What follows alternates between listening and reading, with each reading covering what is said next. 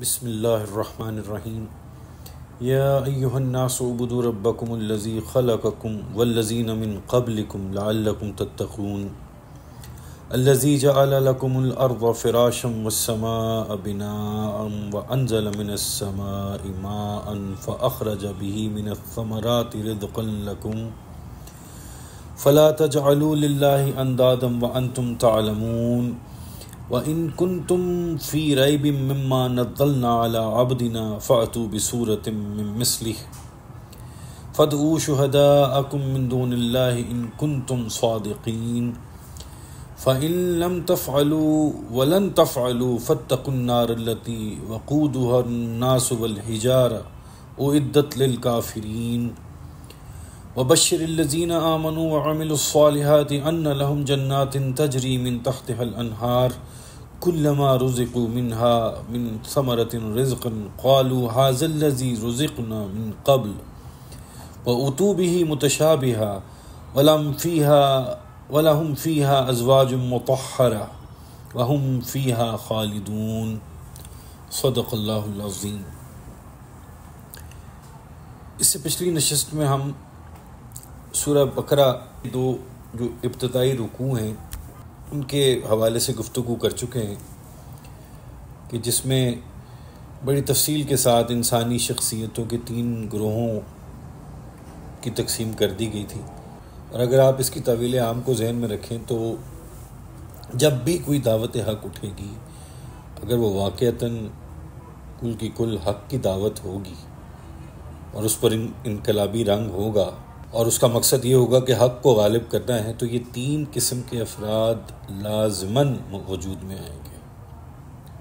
ان کو پہچاننا اور ان کے کردار کے پیچھے جو اصل پس منظر ہے اس کو جاننا بہت ضروری ہے۔ اب اگلی جو آیات آ رہی ہیں تیسرے رکوع میں، اس میں قرآن کی جو دعوت ہے اس کو ایک مختصر طور پہ بیان کیا گیا، اس کا خلاصہ آ گیا ہے کہ قرآن اپنے پڑھنے والے کو کیا ماننے کی دعوت دے رہا ہے، اس کی پکار ہے کیا۔ اب یہ ذہن میں رکھیں کہ جیسے میں نے پہلے عرض کیا تھا کہ سورہ بقرہ یہ ترتیب مصحف کے اعتبار سے، یعنی دنیاوی ترتیب کے حساب کے اعتبار سے تو یہ دوسری سورہ مبارکہ ہے، لیکن اگر ہم اس کی ترتیب نزولی کے حساب سے دیکھیں، سورہ بقرہ مدنی دور میں جا کے اتری، اور اس سے پہلے تقریباً 2/3 یعنی 2/3 جو قرآن ہے وہ نازل ہو چکا تھا۔ تو وہ حصہ ہم بعد میں پڑھیں گے جو پہلے نازل ہو چکے ہیں، کیونکہ ہم جو ترتیب قرآن پاک کی حضور پاک صلی اللہ علیہ وسلم نے اس دنیا کے اعتبار سے ہمیں بتائی ہے وہ یہی ہے، اس کے اعتبار سے سورہ بقرہ دوسرے نمبر پر ہے، اور اسے ہم پہلے پڑھیں گے، ہمیں یہ پہلے پڑھائی جاتی ہے۔ اور اس میں جو پہلے 2 رکوع بتائے گئے پیچھے، اس میں مکی قرآن کے بارے میں خلاصہ بیان کر دیا گیا۔ اب تیسرے رکوع میں قرآن مجید کی دعوت کا خلاصہ ہے، اور لب لباب آ گیا ہے کہ قرآن کی دعوت کیا ہے۔ اس کے بعد اگلا جب چوتھا رکوع آئے گا تو اس میں قرآن مجید کا جو فلسفہ ہے اور بعض نہایت اہم موضوعات، مسائل، ان کا خلاصہ آئے گا، وہ ہم بعد میں اس کا تذکرہ کریں گے۔ ابھی ہم تیسرے رکوع کا مطالعہ کر رہے ہیں، تیسرے رکوع کو سمجھنے کی کوشش کرتے ہیں۔ آیت نمبر 21، یا ایھا الناس اعبدوا ربکم الذی خلقکم والذین من قبلکم لعلکم تتقون، اے لوگو بندگی اختیار کرو اپنے اس رب کی جس نے تم کو پیدا کیا اور تم سے پہلے جتنے لوگ گزرے ہیں انہیں بھی پیدا کیا تاکہ تم بچ سکو۔ اب یہ قرآن مجید کی دعوت کا خلاصہ ہے، اور یہی تمام انبیاء، تمام رسول جو پہلے آپ صلی اللہ علیہ وسلم سے پہلے جو آئے دنیا میں، ان کی دعوت تھی۔ سورہ اعراف، سورہ ہود میں ایک ایک رسول کا نام لے کر اس کی دعوت اور ان کے الفاظ بیان کیے گئے، جن کو ہم آگے پڑھیں گے انشاءاللہ۔ اور اب قرآن پاک میں بھی یہی عبادت رب، انسان کی جو پیدا ہونے کی جو اصل مقصد، جو اصل تخلیق کی وجہ، وہ یہی ہے کہ رب کی عبادت، ایک جگہ قرآن پاک میں آتا ہے سورہ الذاریات میں، اور ہم نے جنوں اور انسانوں کو پیدا ہی صرف اس لیے کیا ہے کہ ہماری بندگی کریں۔ چنانچہ تمام رسولوں کی یہی دعوت تھی کہ عبادت رب کریں، اور محمد الرسول اللہ صلی اللہ علیہ وسلم کی دعوت بھی یہی ہے۔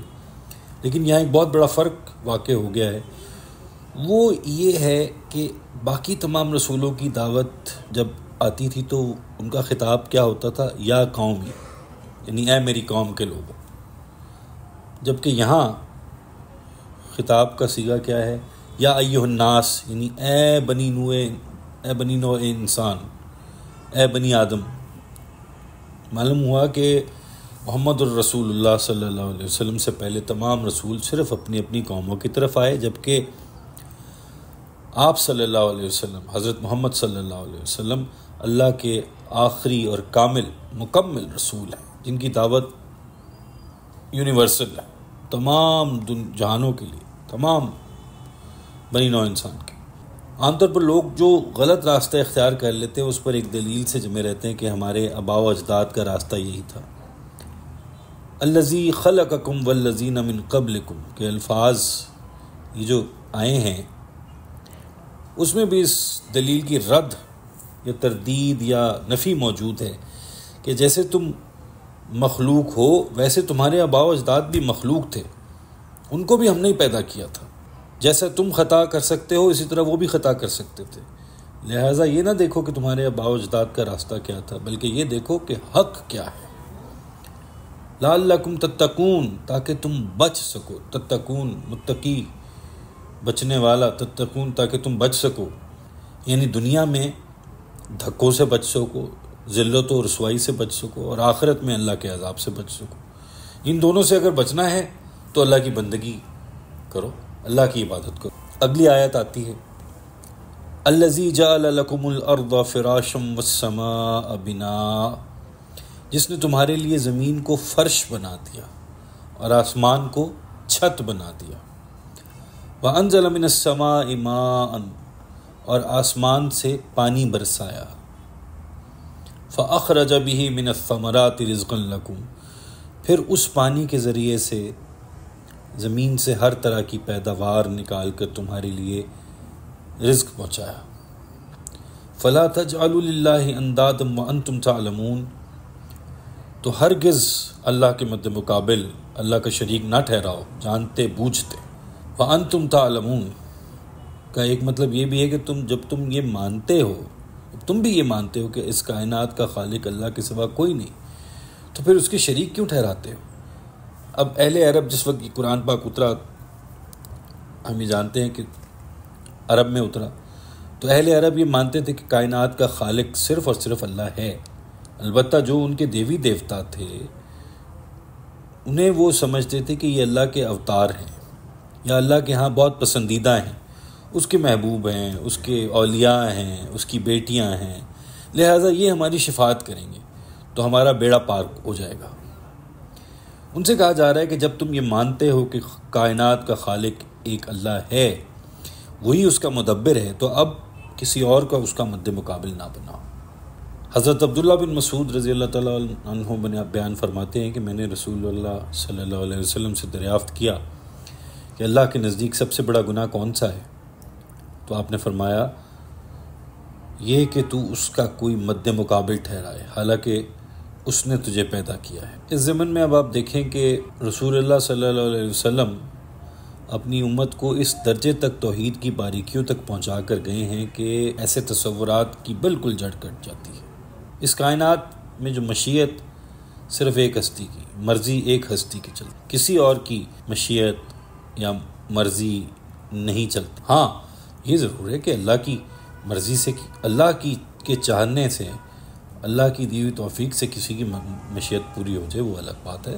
ظاہر ہے اللہ انسانوں کی خواہشات پوری فرماتا ہے، لوگوں کے منہ سے نکلی ہوئی باتیں بھی پوری فرماتا ہے، وہ ایک الگ بات ہے۔ اب اگلی آیت میں ایمان بالرسالت کا بیان آ رہا ہے۔ وَإِن كُنتُمْ فِي رَيْبٍ مِّمَّا نَزَّلْنَا عَلَىٰ عَبْدِنَا، اور اگر تم واقعتاً شک میں ہو اس کلام کے بارے میں جو ہم نے اتارا اپنے بندے پر، یعنی رسول اللہ حضرت محمد صلی اللہ علیہ وسلم پر، کہ یہ ہمارا نازل کردہ نہیں ہے، تمہیں اس پہ یہ شک ہے، فاتو بصورت من مثلہ، تو لے آؤ ایک ہی صورت اس جیسی ایک ہی صورت بنا کے لے آؤ۔ اب یہ ہے قرآن کا معجزہ۔ دیکھیں ہر نبی کے ساتھ اللہ تعالیٰ نے معجزات اتارے۔ مثال کے طور پہ حضرت عیسیٰ کے دور میں طب بڑے عروج پر تھی، بڑے بڑے طبیب تھے، بڑے بڑے معالج تھے، لوگوں کا علاج کرتے تھے، بڑی بڑی بیماریوں کا علاج کرتے تھے۔ تو حضرت عیسیٰ کو کیا معجزہ دیا کہ وہ مردوں کو حکم دیتے تھے اور مردے اٹھ کر کھڑے ہو جاتے تھے اللہ کے حکم سے۔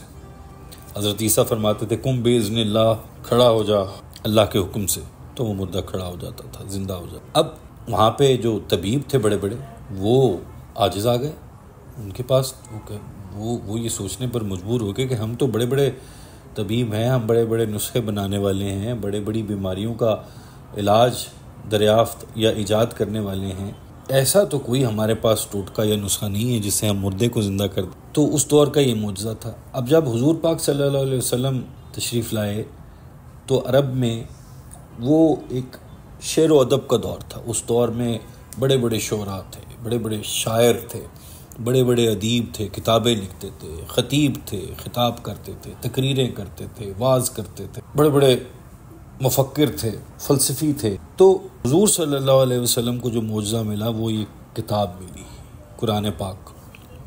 اور قرآن پاک کا یہ چیلنج دیکھیں، اتنا بڑا چیلنج کہ اس جیسی ایک ہی صورت بنا کے لے آؤ، یہ کوئی کتاب اتنا بڑا دعویٰ نہیں کر سکتی۔ وَدُعُوا شُهَدَاءَكُم مِّن دُونِ اللَّهِ إِن كُنتُمْ صَادِقِينَ، اور بلا لو اپنے سارے مددگاروں کو اللہ کے سوا اگر تم سچے ہو۔ یعنی خالی تم صورت نہ بناؤ، اپنے جو تمہارے مددگار ہیں ان کو بلا لو فیصلہ کرنے کے لیے، ان کو بھی ساتھ ملا لو اگر تم واقعی سچے ہو۔ قریش کا خیال تھا کہ یہ شعراء کے پاس جن ہوتے ہیں، شاعروں کے پاس، جو انہیں کوئی شعر ویر سکھاتے ہیں، ورنہ عام آدمی تو شعر نہیں کہہ سکتا۔ چنانچہ فرمایا کہ جو بھی تمہارے مددگار ہوں، ایک اللہ کو چھوڑ کے جس کی بھی تم مدد حاصل کر سکتے ہو، جنوں کی، انسانوں کی، خطیبوں کی، شاعروں کی، ادیبوں کی، ان سب کو جمع کر لو اور اس قرآن جیسی ایک صورت بنا کر لے آؤ اگر تم واقعی سچے ہو۔ اب قرآن کا انداز دیکھیں، وہ یہ ہے کہ وہ اپنے اندر جھانکنے کی دعوت دیتا ہے۔ چنانچہ یہاں آنکھوں میں آنکھیں ڈال کے کہا جا رہا ہے کہ حقیقت میں تم اس قرآن کے کلام الہی ہونے میں کوئی شک نہیں ہے، یہ تو تم محض بات بنا رہے ہیں۔ اگر تمہیں واقعتاً شک ہے، اگر تم اپنے دعوے میں سچے ہو تو آؤ میدان میں اور اس جیسی ایک صورت بنا لاؤ۔ فَإِن لَمْ تَفْعَلُوا، اب یہاں پہ ذرا انداز دیکھیں، فَإِن لَمْ تَفْعَلُوا، یہ کتنا بڑا چیلنج کا انداز ہے، اور یہ چیلنج اللہ کے سوا کوئی نہیں دے سکتا۔ یہ انداز دنیا کی کسی کتاب کا نہیں ہے، یہ دعویٰ صرف قرآن کا ہے، اور دو ٹوک انداز ہے۔ فَإِن لَمْ تَفْعَلُوا، پھر اگر تم نہ کر پاؤ، وَلَن تَفْعَلُوا، اور تم ہرگز نہیں کر پاؤ گے، فَاتَّقُوا نَارَ الَّتِي وَقُودُهَا النَّاسُ وَالْحِجَارَةُ، تو پھر بچو اس آگ سے جس کا ایندھن بنیں گے انسان اور پتھر۔ اب جہنم کے ایندھن کے طور پر پتھروں کا ذکر خاص طور پر یہاں پہ کیا گیا ہے۔ اس کے دو وجوہات ہیں۔ ایک تو یہ ہے کہ آپ کو معلوم ہے کہ پتھر کے کوئلے کی جو آگ عام لکڑی کے کوئلے کے مقابلے میں بڑی سخت ہوتی ہے، لہٰذا جہنم کی آگ بہت بڑے بڑے پتھروں سے دہکائی جائے گی، اور وہ گندک کے پتھر ہوں گے۔ اب آپ اندازہ لگائیں، گندک، کالے رنگ کے گندک کے پتھر، ان کی حرارت، ان کی آگ عام لکڑی کے کوئلے کے مقابلے میں بہت تیز ہوگی۔ تو ایک تو یہ وجہ ہے کہ پتھروں سے جو آگ دہکائی جاتی ہے وہ اس کی حرارت زیادہ ہے۔ دوسری وجہ یہ ہے پتھروں کا ذکر کرنے کی کہ یہ مشرکین جو شرک کرنے والے لوگ ہیں، وہ جو معبود تراشتے تھے یا انہوں نے تراش رکھے تھے، وہ پتھر کے ہوتے تھے۔ تو ان کو بھی بتایا جا رہا ہے کہ تمہارے ساتھ تمہارے ان معبودوں کو بھی جہنم میں جھونکا جائے گا، تاکہ تم حسرت کے اندر، تمہاری حسرت میں تاکہ اضافہ ہو سکو کہ یہ وہ معبود ہیں جن سے ہم دعائیں مانگا کرتے تھے، جن کے سامنے ہم ماتھے ٹیکتے تھے، جن کے سامنے ہم چڑھاوے چڑھاتے تھے۔ اعدت للکافرین، اور یہ آگ تیار کر دی گئی ہے کافروں کے لیے، یہ جہنم منکرین حق کے لیے تیار کر دی گئی ہے۔ اب یہاں گویا ایمان باللہ اور ایمان بالرسالت کے بعد ایمان بالآخرت کا بھی ذکر آ گیا۔ وبشر الذین آمنوا وعملوا الصالحات، اور بشارت دے دیجئے اے نبی صلی اللہ علیہ وسلم ان لوگوں کو جو ایمان لائے اور جنہوں نے نیک عمل کیے، ان لہم جنات تجری من تحتها الانہار، کہ ان کے لیے ایسے باغات ہیں جن کے نیچے ندیاں بہتی ہوں، جن کے نیچے نہریں بہتی ہوں۔ یہ لفظی ترجمہ ہے، اس سے مراد یہ ہے کہ جن کے دامن میں ندیاں بہتی ہوں، اس لیے کہ یہ فطری طور پر باغ عموماً ایسا ہوتا ہے جس کے ساتھ آپ جانتے ہیں ذرا اونچائی پہ درخت لگے ہوتے ہیں اور ساتھ ساتھ نہر بہہ رہی ہوتی ہے، ندی بہہ رہی ہوتی ہے، جس سے ایک وہ جو نیچرلی قدرتی طور پر آبپاشی ہو رہی ہوتی ہے، تو اس سے درختوں کی جڑوں تک پانی پہنچتا ہے۔ کلما رزقوا منہا من ثمرۃ رزقا، جب بھی انہیں وہاں پہ کوئی پھل دیا جائے گا، کوئی رزق دیا جائے گا کھانے کے لیے، قالوا ھذا الذی رزقنا من قبل، وہ کہیں گے یہ تو وہی ہے جو ہمیں پہلے بھی ملتا، واتوا بہ متشابہا، اور دیے جائیں گے ان کو پھل ایک ہی صورت۔ اب اس کا ایک مطلب تو یہ ہے کہ جنت میں اہل جنت کی جو یہ ابتدائی جو ضیافت ہوگی، نزول جس کو بولتے ہیں، ابتدائی دعوت، اس میں انہیں وہی پھل دیے جائیں گے جو دنیا میں معروف تھے یا دنیا میں جن کو وہ جانتے تھے، مثلا انار ہے، یہ انگور ہے، سیب ہے، کھجور ہے۔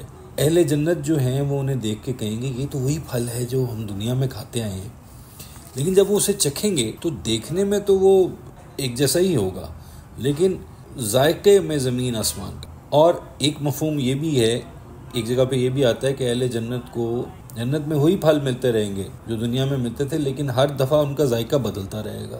ایک دفعہ انار کھائیں گے کوئی ذائقہ، دوسری دفعہ کھائیں گے کوئی ذائقہ، تیسری دفعہ کھائیں گے کوئی ذائقہ، شکل و صورت وہی رہے گی، ذائقہ بدلتا رہے گا۔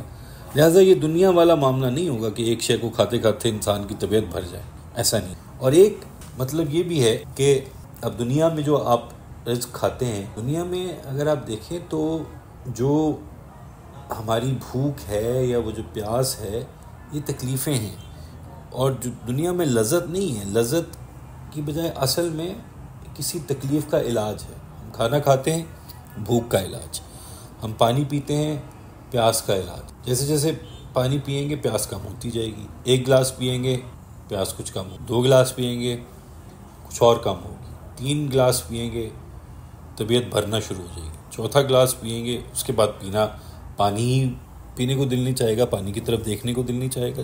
اسی طرح ہم کچھ اور کوئی ایک چیز کھائیں گے، ایک انار کھا لیا، 2 کھا لیے، 3 کھا لیے، اس کے بعد تو دل بھر جائے گا، طبیعت بھر جائے گی۔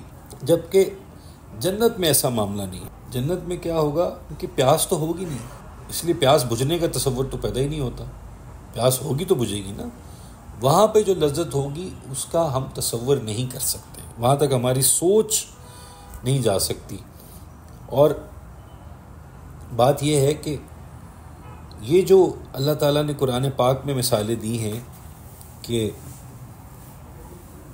پھل ہوں گے، میوے ہوں گے، یہ وہ نعمتیں ہیں جن کے بارے میں ہم جانتے ہیں، جن کو ہم نے دیکھا ہوا ہے، یہ ہمارے ذہن کے مطابق، ہمارے ذہن کی پہنچ کے مطابق ہمیں بتائی جا رہی ہیں یہ باتیں، جبکہ حقیقت میں یہ نزل ہے، یہ ابتدائی ضیافت ہوگی۔ جو جس طرح کہیں آپ جاتے ہیں مہمان، تو شروع میں جو دعوت ہوتی ہے، شروع کی جو چیزیں جاتے ہی کھلائی پلائی جاتی ہیں، اصل جو بڑا کھانا ہے وہ تھوڑی دیر بعد کھلتا ہے۔ تو یہ ابتدائی نزل ہے، ابتدائی دعوت ہے۔ اس کے بعد جو ابتدائی دعوت کے بعد جو وہاں پہ دائمی جو نعمتیں ہوں گی، ان کے بارے میں تو ایک جگہ پہ آتا ہے کہ ان کو تو کسی انسانی آنکھ نے نہ دیکھا، نہ کبھی سوچا، نہ ان تک جو ہے وہ سوچ پہنچ سکتی ہے۔ وَلَهُمْ فِيهَا أَزْوَاجٌ مُطَهَّرَةٌ، اور ان کے لیے اس جنت میں نہایت پاک باز بیویاں ہوں، وَهُمْ فِيهَا خَالِدُونَ، اور وہ وہاں ہمیشہ ہمیش رہیں گے۔ اللہ تعالیٰ ہمیں اس رستے پر چلنے کی توفیق عطا فرمائے جہاں پہ ہم یہ نعمتیں حاصل کر سکیں اور ہمیشہ ہمیش وہاں رہ سکیں، نہ کہ اس رستے پر جہاں کا ایندھن پتھر ہے۔ آمین۔ اللہ تعالیٰ ہم سب کے لیے آسانیاں پیدا فرمائے اور آسانیاں بانٹنے کی توفیق و شرف عطا فرمائے۔ آمین یا رب العالمین۔